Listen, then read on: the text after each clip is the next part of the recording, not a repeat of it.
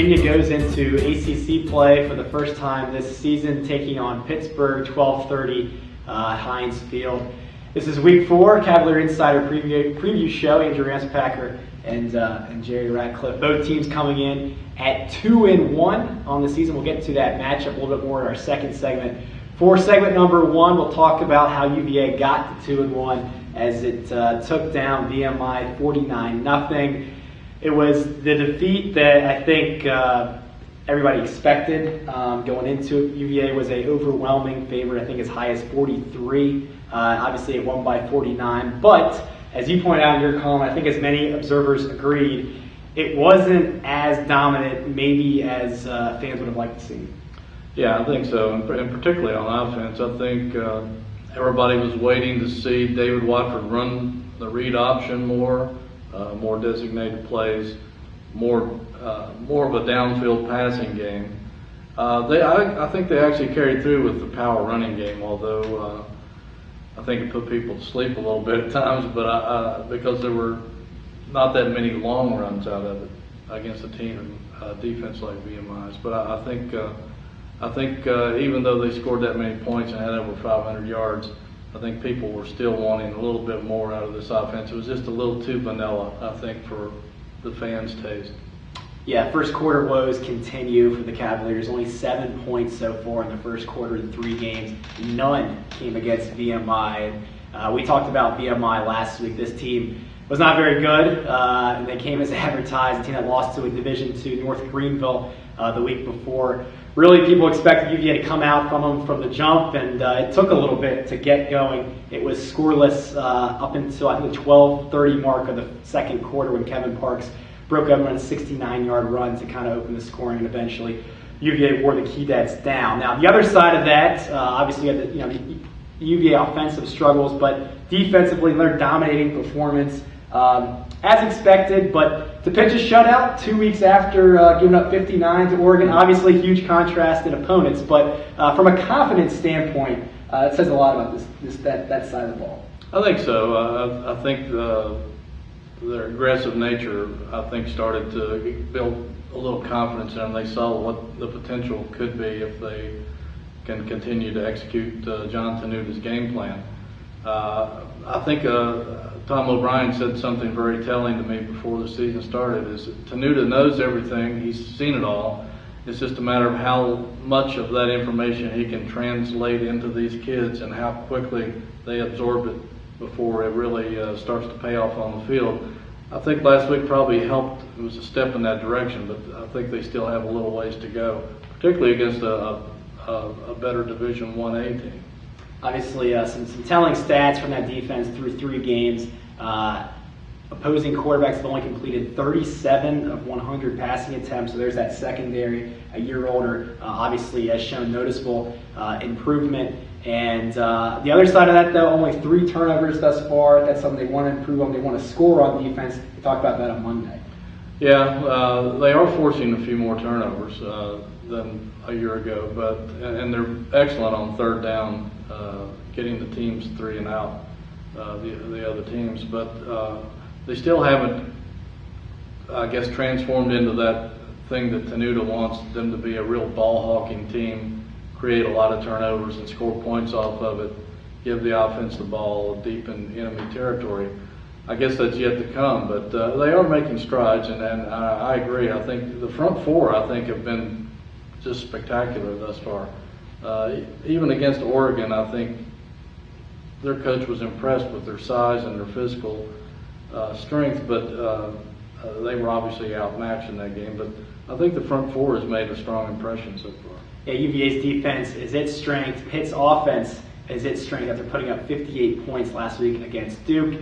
Pitt, Virginia will meet at 12:30 on Saturday. We'll look at more into that matchup after this.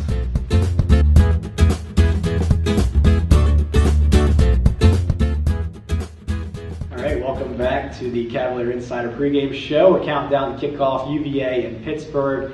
It will start at 12:30 at Heinz Field.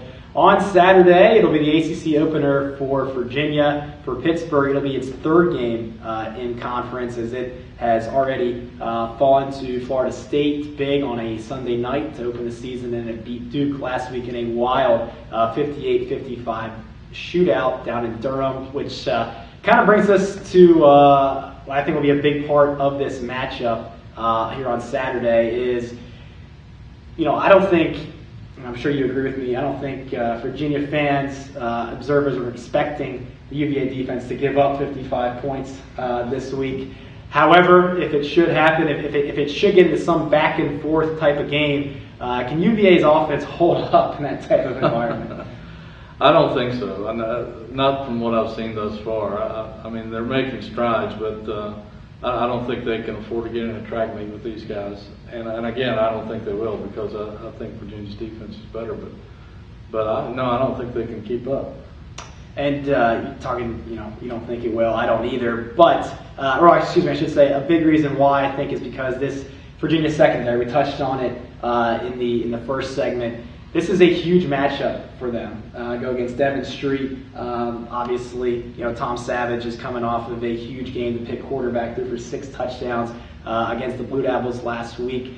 Is this the biggest challenge for the secondary this season? And do you think they'll, Yeah, I think so, because Oregon had you so spread out and used their backs and all that stuff. But I think Pitt's receivers are just dynamic.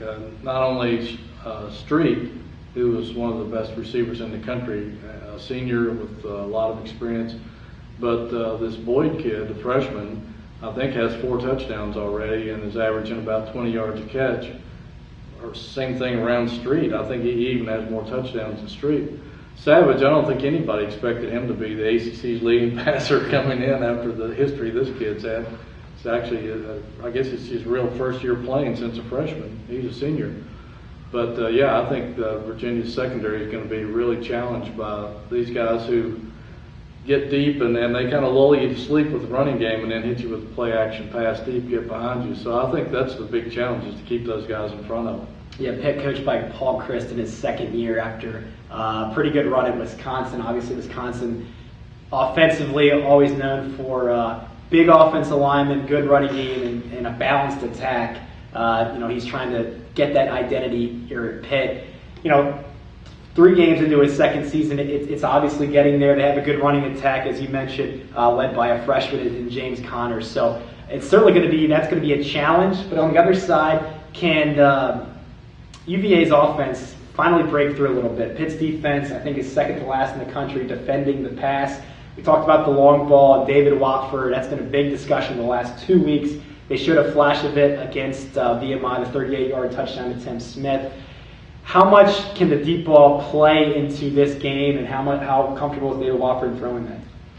Well, that's a good question, is how comfortable he is in throwing it. I know he's comfortable throwing it. I just don't know how well those guys can get open against these guys. I think the thing with Pitt that I've seen, they have so many young guys that they seem to be out of position. That was a problem against Florida State. Apparently it was a problem against Duke last week too. And here we are a month into the season, they still haven't straightened that out. So I think there'll be a lot of opportunities to throw the ball. And I think Virginia will put up points. I just don't know if they could match them in a 58-55 shootout. But I think Pitt's youth and inexperience on defense has been a real problem. So all these factors combined, you got youth, you got UVA going on the road for the first time, and of course you got the UVA offense trying to break out of its shell against a defense which might allow them to do it. Will it all lead to a Virginia victory? We'll give our predictions after this.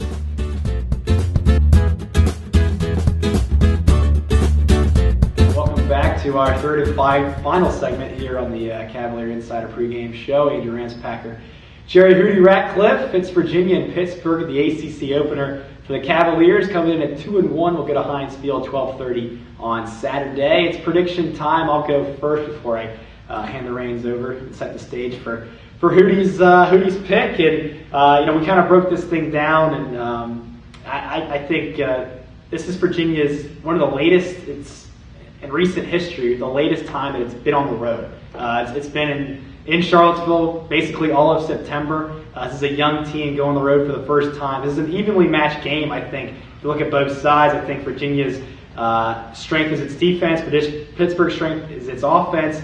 Both teams' weaknesses are the opposites, so I think it kind of matches up there. I think the home factor, though, does give the Panthers an edge, and Pittsburgh wins this one 24-17. Which I'll turn things over to Hootie, who will be making his pick stateside this time. Obviously, he did it last week in New Zealand, so welcome back, and let's get your pick. Thank you. I picked up the shirt over there. It's a rage in New Zealand these days, but at first I was going to pick Pitt, and my brain is telling me to pick Pitt, but for some reason I'm thinking that Virginia's going to go on the road and surprise some people. I just don't. I think Pitt's offense is excellent, but if they lost, they barely beat Duke 58-55. I think Virginia's a better football team than Duke.